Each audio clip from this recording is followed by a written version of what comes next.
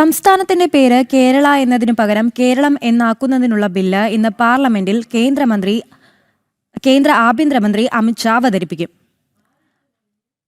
വിദേശ ഫണ്ട് നിയന്ത്രിക്കുന്നതിനുള്ള FCRA ബില്ലിനോട് പ്രതിപക്ഷം എതിർപ്പ് തുടരുന്നുണ്ട്. FCRA ബില്ല് ഒരു കാരണവശാലും പാസാക്കാൻ അനുവദിക്കില്ലെന്ന് കോൺഗ്രസ് ദേശീയ ജനറൽ സെക്രട്ടറി KC വേണുഗോപാൽ വ്യക്തമാക്കി.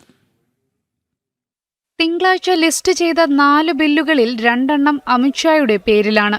സംസ്ഥാനത്തിന്റെ പേര് കേരള എന്നു മാറ്റി കേരളം എന്നാക്കുന്നതിനുള്ള ബില്ല്, ദേശീയ സഹകരണ വികസന കോർപ്പറേഷൻ ഭേദഗതി ബില്ല് എന്നിവയാണ് അമിത്ഷായുടെ പേരിൽ ലിസ്റ്റ് ചെയ്തിരിക്കുന്നത്.